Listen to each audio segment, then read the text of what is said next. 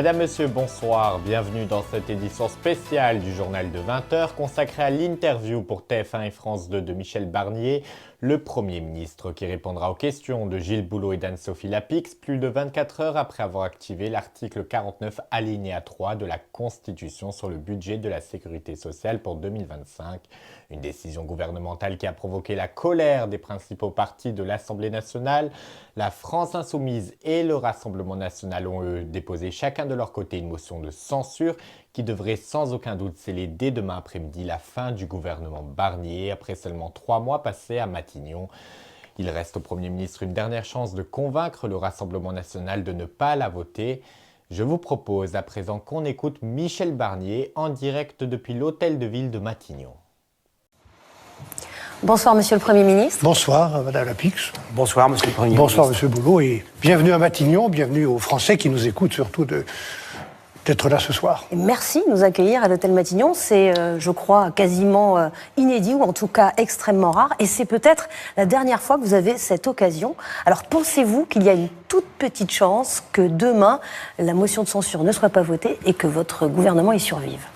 Non, je le souhaite et c'est en effet possible. Ça dépend des députés qui chacune a une part de responsabilité devant les Français, devant les électeurs de sa circonscription, et puis devant la France aussi, qui est dans un moment assez grave. Je pense que c'est possible qu'il y ait ce réflexe de responsabilité où, au-delà des différences politiques, des divergences, des contradictions normales dans une démocratie, on se dise qu'il y a un intérêt supérieur. Moi, je pense que l'intérêt supérieur du pays, le bien commun, l'intérêt national, ça veut dire quelque chose. Et souvent, ça veut dire quelque chose, comment dirais-je, plus pour les Français que je rencontre tous les jours, la semaine dernière encore à Limoges ou dans la rue, qui ont la lucidité de savoir que la situation est grave, qu'il faut faire un effort. Parfois, un peu plus de lucidité. Ils sont plus à la hauteur que certains hommes et que certaines femmes politiques. S'il fallait quantifier, donner un pourcentage, à combien estimez-vous vos chances de survie politique demain à cette motion de censure? Mais, Monsieur Boulot, c'est pas une question de survie politique pour moi. Non, pour la... Vous savez, je suis dans ce bureau depuis 3 mois, presque jour pour jour. J'y suis arrivé il y a 3 mois, le 5 septembre, en me disant que je pouvais partir le lendemain matin parce que la situation politique est tellement compliquée. C'est la première fois depuis 58, depuis 60 ans, depuis le début de la Ve République, qu'il n'y a pas de majorité du tout. Et aucune majorité possible entre 3 grands groupes, même si celui qui me soutient est le plus nombreux, avec 220 ou 230 députés. Donc je sais que c'est une situation fragile et éphémère. Et pour tout vous dire, je suis fier de servir, je suis honoré, très honoré d'être, c'est un mot important, le mot d'honneur, pour d'être Premier ministre. Mais les dorures qui sont autour de nous, les voitures officielles, les ordres de la République, je m'en fous. C'est pas le sujet. C'est pas moi qui suis en cause. Ce qui se passe dépasse très largement ma seule condition. Oui, mais vous espérez le soutien de qui? Qui viendra à votre secours? Marine Le Pen a expliqué qu'elle voterait la motion de censure. La gauche aussi, vous espérez quel soutien? Nous verrons comment chacun va prendre sa responsabilité. D'abord, une motion de censure, c'est pas un vote pour ou contre Barnier. C'est pas un vote indicatif, c'est pas un vote artificiel, c'est un vote sur un texte. Si vous me permettez, juste pour la bonne information de toutes celles, tous ceux qui nous font l'amitié de nous regarder. Voilà le texte de la motion de censure rédigé par M. Mélenchon et ses amis. Les 3 pages avec une liste de noms. Et on parle souvent de respect. Madame Le Pen me dit qu'il faut la respecter. Moi, je respecte tout le monde, comme le groupe socialiste. D'abord, je respecte aussi mes propres amis, des 4 groupes du socle commun, Ensemble pour la République, les Républicains, ma famille politique, et je suis fier d'y être resté fidèle, Horizon et le Modem. Bon. Et puis, il y a d'autres groupes de l'opposition qui ont dit, nous sommes dans l'opposition, nous nous opposons au gouvernement qui vient de se mettre en place, et j'en prends acte. Mais je respecte tout le monde. Puisqu'on parle de respect, je voudrais juste vous lire une phrase de cette motion rédigée par l'extrême gauche et par M. Mélenchon. Pas uniquement par l'extrême gauche, par la gauche, oui, social-démocrate également. On sait bien que c'est qui tient la plume. Hein. Et, enfin, on sait bien aussi qui approuve ce texte. Et qui risque de l'approuver demain. Et puisque Mme Le Pen souhaite du respect, la question que je me pose, c'est est-ce que, en lisant ce texte, les électeurs, les électrices, 11 millions d'électeurs du Rassemblement national se sentiront respectés par le vote de leurs propres députés. Vous pouvez lire que dans cette rédaction de l'extrême gauche, nous avons fait le choix du barrage à l'extrême droite. Le Premier ministre a cédé à leurs plus viles obsessions, parlant des électeurs. Est-ce que c'est du respect? Non, ce n'est pas du respect. Les électeurs du Rassemblement national souhaitent que les élus RN votent cette censure. C'est pour ça d'ailleurs qu'ils vont le faire. Je ne suis pas sûr que dans les jours qui viennent de s'écouler, il n'y ait pas davantage de responsabilité parmi les électeurs, parce que nous avons aussi des rencontres avec des électeurs, nos propres électeurs, ceux des Républicains, quelques-uns sont allés voter pour les électeurs, les élus du Front National, et nous savons bien qu'ils ont bougé, ils sentent qu'il ne faut pas de chaos, qu'il faut de la stabilité. C'est ce que moi j'entends tous les jours. Bon courage, tenez bon, on a besoin de stabilité, même des gens qui ne partagent pas mes idées. Très concrètement, Monsieur le Premier ministre, il reste peu d'heures. Est-ce que entre maintenant et demain 16h, vote de la motion de censure, est-ce que vous allez bouger? Est-ce que vous allez, par exemple, faire un geste pour les retraités, geste qui est demandé par la direction du Rassemblement national, et plusieurs députés du Rassemblement national disent « Ah, si le Premier ministre bouge sur ce point-là, la réindexation des pensions de retraite en fonction de l'inflation, alors nous ne voterons pas la motion de censure. » Je vais répondre à votre question qui est très importante, notamment s'agissant des personnes les plus fragiles et les plus modestes. Mais je voudrais quand même juste rappeler que ce texte rédigé par l'extrême gauche pourrait être voté par des députés du Rassemblement national demain, qui doivent savoir ce qu'ils votent et rendre des comptes. Parce que c'est pas seulement ça qui est derrière ce papier. Il y a aussi la décision récente du groupe d'extrême gauche de faire une proposition que j'ai ici pour abolir le délit d'incitation, d'apologie du terrorisme. Oui. Quelques jours après le tragique anniversaire de Bataclan. Mais revenons et puis au concret. Non, je termine parce que je veux dire qu'il faut savoir qui va être avec qui. Et qui va être solidaire de qui? Des députés d'extrême gauche. Cet après-midi, j'étais à l'Assemblée nationale, comme des dizaines d'élus, et je rendais hommage, après la présidente de l'Assemblée, à M. René Coineau, député d'Ille-et-Vilaine, ancien maire de Saint-Malo. Et au moment où nous lui rendions hommage, il y a des gens qui se sont mis à hurler « On s'en fout ». On s'en fout. Ces gens n'ont pas de respect. Oui, mais la logique de la Ve République, c'est pas que ces gens-là, qui sont vos opposants, soient d'accord entre eux. Leur point d'accord, c'est qu'ils sont dans des accords avec vous et qu'ils veulent faire chuter votre gouvernement. Il faut savoir sur quoi ils se mettent d'accord. Je réponds à votre question, M. Boulot, parce que... D'ici demain, ferez-vous un geste pour les retraités demandé par le Rassemblement national? Mais on n'est pas dans du marchandage, on n'est pas dans du chantage. Il y a eu marchandage. Il n'y a pas de marchandage. Il y a eu une écoute, du respect. J'ai pris ce texte que nous parlons demain, qui va être soumis à cette motion de censure, parce que c'est le seul moyen que j'ai de le faire adopter. Il est très important. Il a été l'objet, je l'ai construit en 15 jours. J'ai toujours dit que ce texte était perfectible, qu'il n'était pas définitif et qu'on l'a amélioré. On a écouté tout le monde et on a donné des avancées, des progrès sur beaucoup de points. Encore hier matin, sur le déremboursement des médicaments, où j'ai précisé des choses pour dire qu'il n'y aurait pas de déremboursement. Et sur les retraites... Vous avez précisé d'ailleurs que c'était à Marine Le Pen que vous offriez... Oui, parce que c'est la dernière qui m'en a parlé. Mais cette concession, d'autres l'avaient demandé, mais vous avez précisé sur le communiqué... Oui, parce que c'est elle qui m'en a parlé. Pour elle. Mais ça a donné l'impression que vous ne négociez qu'avec Marine Le Pen. Non, mais ce n'est pas vrai. Ce que dénoncent aussi cette revendication, cette idée de ne pas dérembourser, elle était aussi dans les propositions de la gauche. Oui, mais c'est à elle que vous l'avez adressée. Oui, pour être tout à fait clair. Allez-vous, oui ou non, faire un geste avait été évoqué, le tout premier, par Laurent Wauquiez et la famille des Républicains, et puis ensuite d'autres groupes de l'Ensemble pour la République, on l'a évoqué, et enfin, Madame Le Pen. Nous avons fait un effort, puisque nous avons décidé de protéger les petites retraites.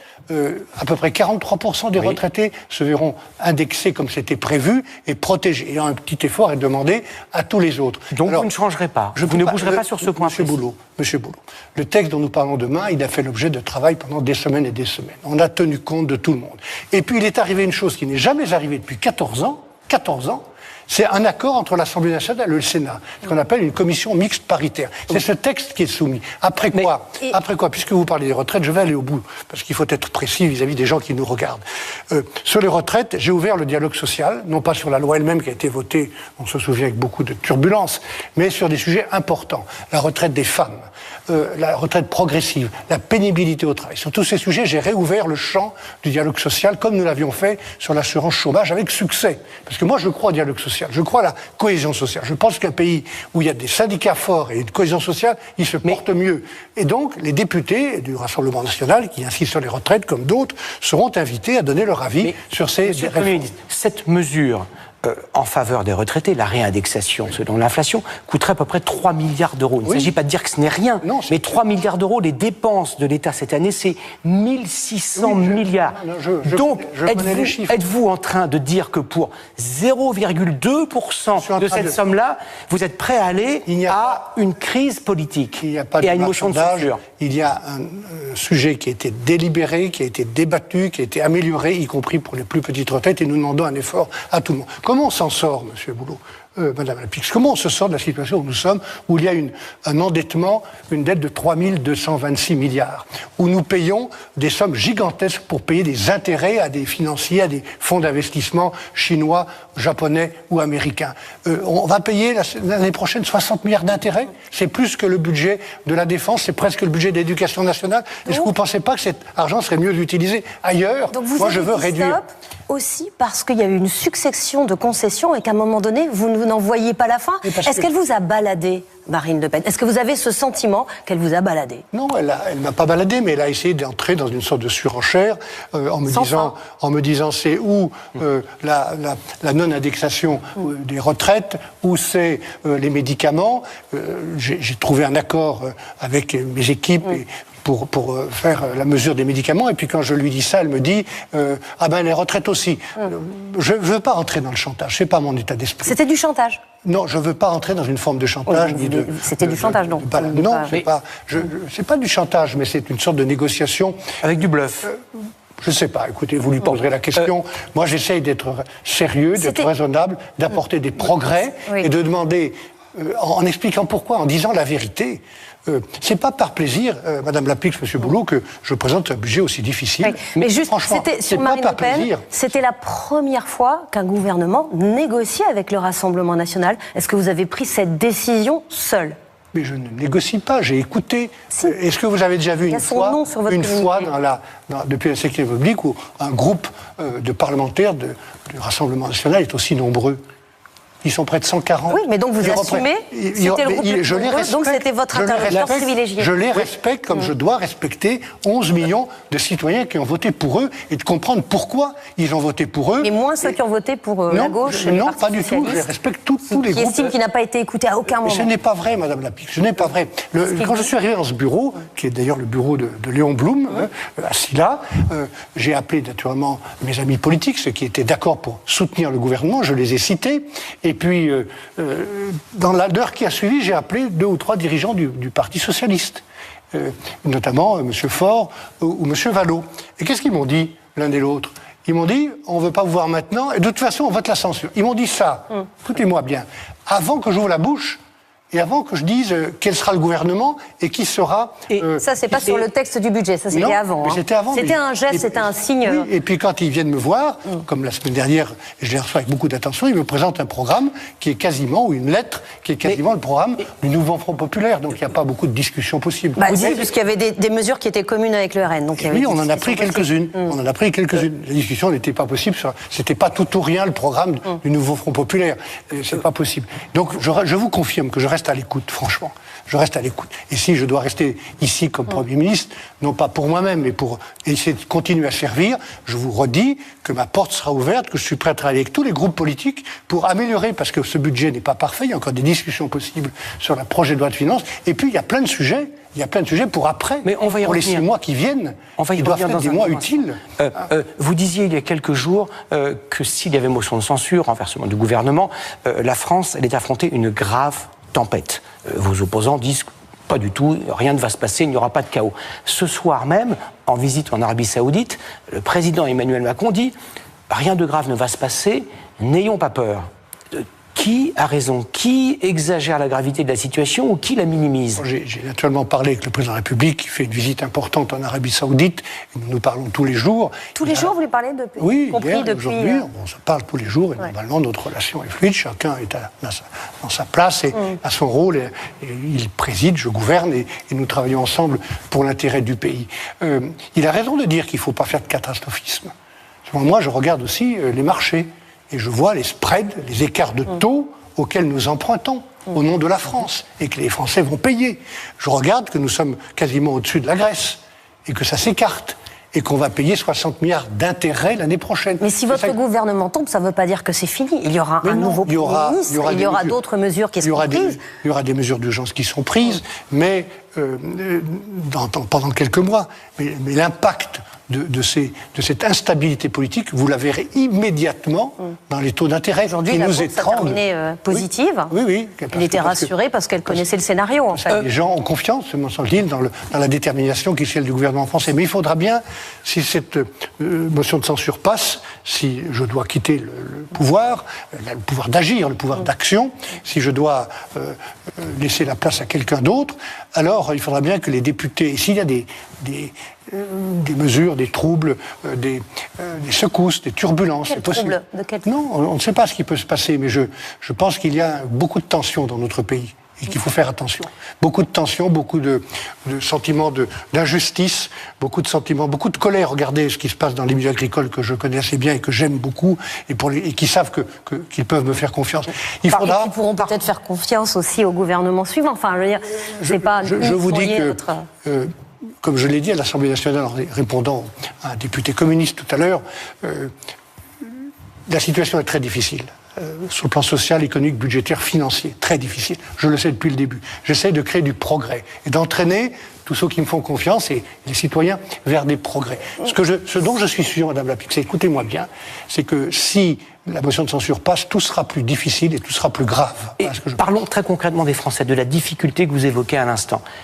S'il n'y a plus de gouvernement, s'il n'y a pas de budget pour l'année 2025 voté dans les jours à venir, est-ce que ça veut dire mécaniquement que les impôts vont augmenter ? On rappelle cette subtilité, il y a donc une réévaluation du barème de l'impôt en fonction de l'inflation. Si le texte n'est pas voté, il y a 17 millions de contribuables dont les impôts vont augmenter. Il y a pratiquement 400 000 contribuables qui ne payaient pas d'impôts, qui vont en payer. C'est une des conséquences. Il faudra bien Est-ce que vous confirmez cela ? Je confirme cela. Près de 18 millions de Français verront leur impôt sur le revenu augmenter. D'autres en payeront pour la première fois parce qu'on n'aura pas pu inscrire dans la loi de finances la réindexation qui est prévue, que j'ai prévue, pour le barème des tranches d'impôt. C'est inéluctable.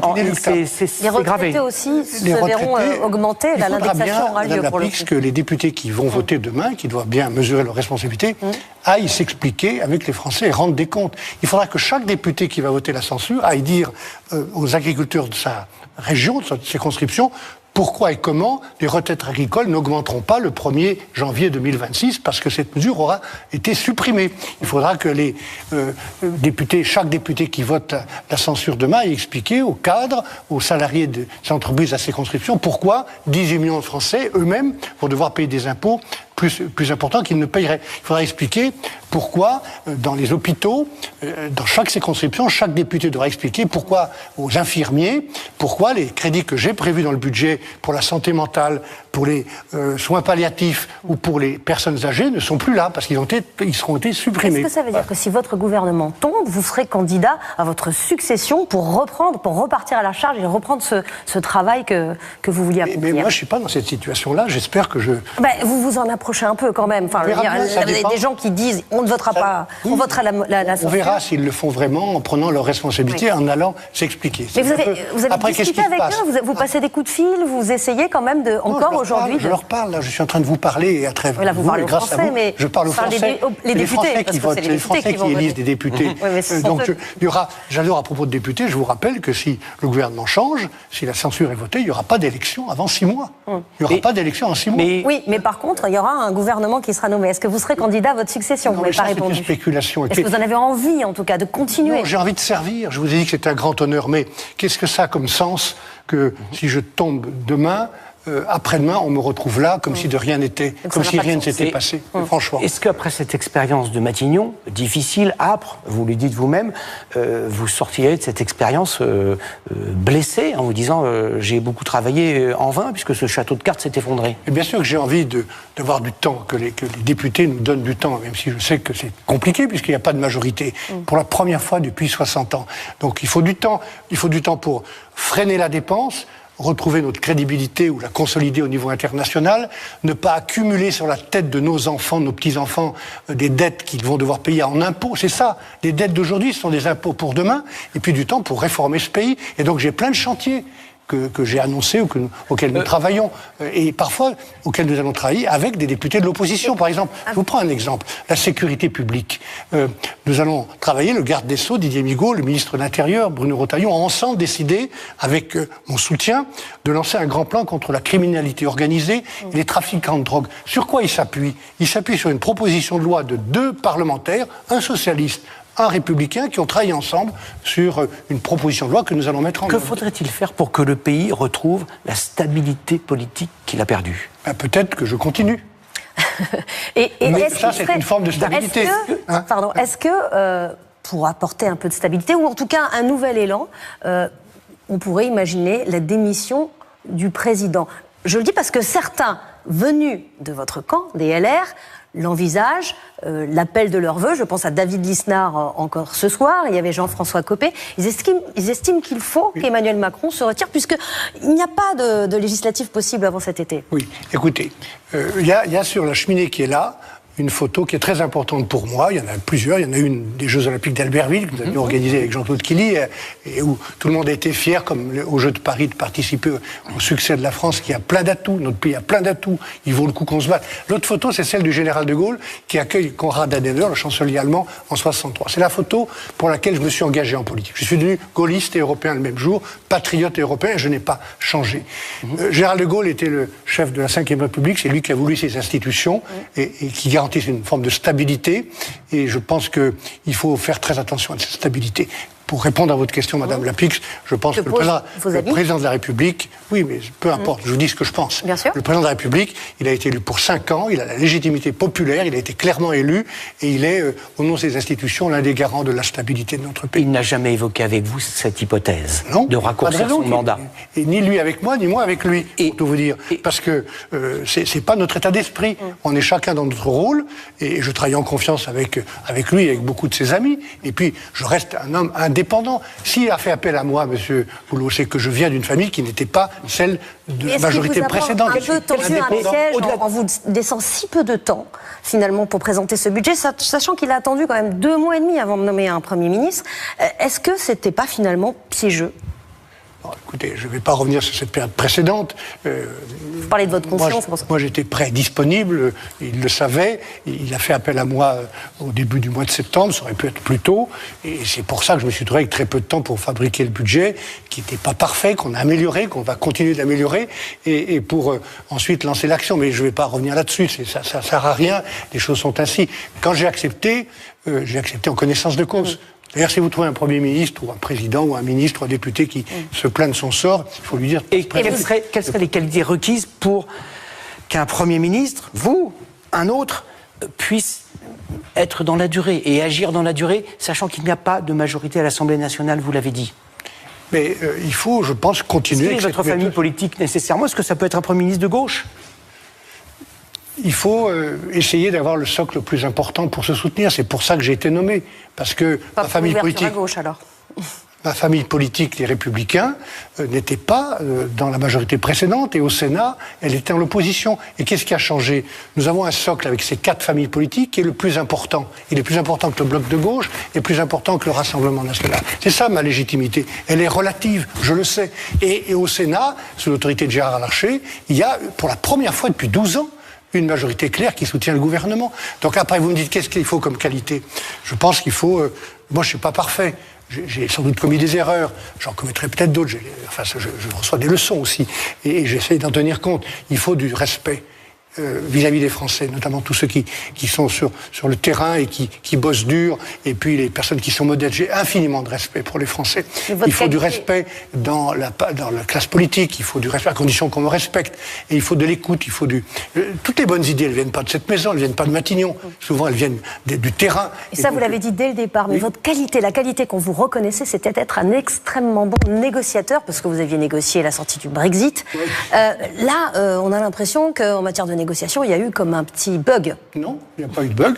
J'ai écouté tout le monde, les ministres auxquels je veux rendre hommage parce que j'ai un très bon gouvernement dont je suis fier. Ces ministres ont tous fait leur travail, ils font pas des sbroufs, ils se courent pas derrière les caméras, ils écoutent, ils travaillent. On a beaucoup travaillé, on a beaucoup tenu compte. On pourra faire le compte de toutes les propositions du Rassemblement national, de la gauche, du Parti communiste, des Verts, et de la propre majorité qui se retrouve dans le budget. Mais ce budget n'était pas parfait. Je peux faire des progrès, on peut travailler mieux ensemble, et d'ailleurs on va le faire sur des projets concrets qui intéressent la sécurité, qui intéressent l'incroyable chantier qu'il faut mener de simplification pour qu'on cesse d'emmerder les gens dans leur vie quotidienne et dans les entreprises. Mais malgré l'énergie que vous avez déployée, l'expérience que vous avez, est-ce que vous concédez de votre part une part d'échec? Est-ce que vous dites, voilà, demain il va y avoir une motion de censure, très vraisemblablement, et je n'ai pas réussi, malgré mon expérience, les négociations, les concessions faites, à stabiliser ce système qui est devenu profondément instable et peut-être ingouvernable. Le boulot, bien sûr, je n'ai pas tout bien fait, même si je continue à penser que je dois faire bien et que j'ai fait de mon mieux. Et vous parlez au futur, vous vous projetez encore. Oui, parce que je suis toujours dans le futur. Vous savez, j'ai beau avoir 73 ans, je suis toujours dans le futur et je garde la même capacité de m'engager. Oui, je pense que j'ai pas tout bien fait, mais j'ai pas eu beaucoup de temps pour l'instant. 3 mois. Après-demain, je serai depuis 3 mois. Quand vous parliez, Madame Lapix, du Brexit, ça a duré 4 ans et demi.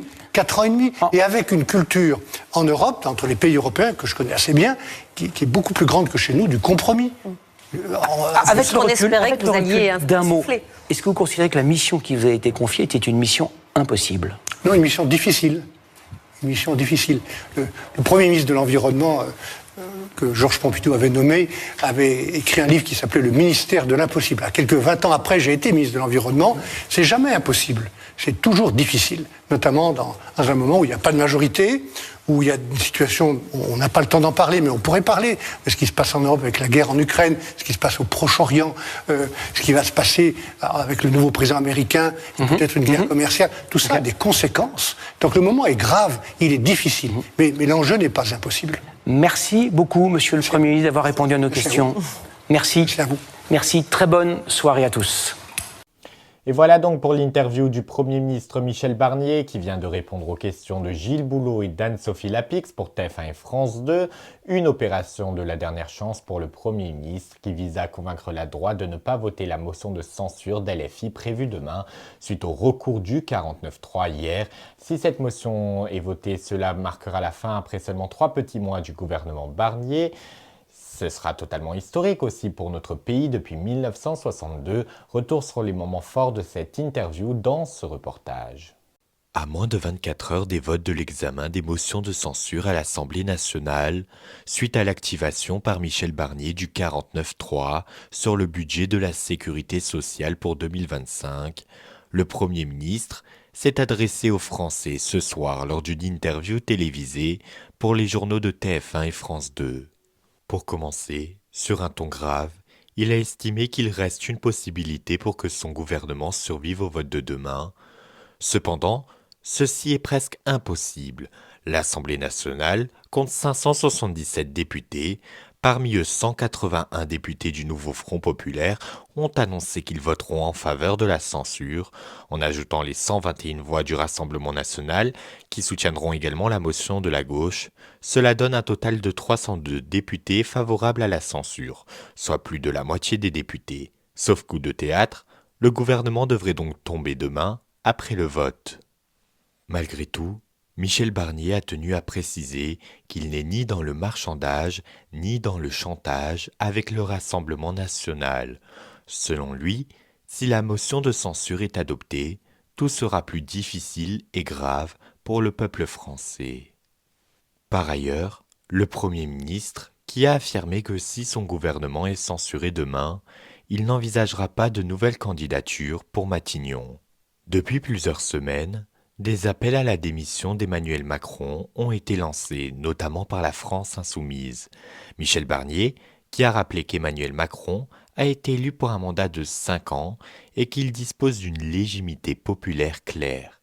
Il a été clairement élu, a-t-il déclaré ce soir depuis Matignon, se disant fermement opposé à ces appels à la démission. Enfin, Michel Barnier a déclaré que la gauche et le Rassemblement national doivent rendre des comptes et assumer leurs choix lors du vote de demain. Que va-t-il se passer demain mercredi après-midi au sein de l'hémicycle de l'Assemblée nationale? Le gouvernement de Michel Barnier va-t-il mettre la clé sous la porte 3 mois après son arrivée à Matignon? Si le gouvernement saute, que va faire Emmanuel Macron? Une chose est sûre, nous y verrons plus clair lors de l'examination des motions de censure de la gauche et de la droite, demain dès 16h. Et c'est ainsi que se termine cette édition spéciale du journal de 20h suite à l'interview pour TF1 et France 2 du Premier ministre sur la sellette Michel Barnier. Je vous remercie infiniment de nous avoir suivis. Permettez-moi de vous souhaiter une excellente soirée. Prenez bien soin de vous et de vos proches. Et quant à nous, on se donne rendez-vous mercredi prochain dès 20h pour l'essentiel de l'actualité sur IAN.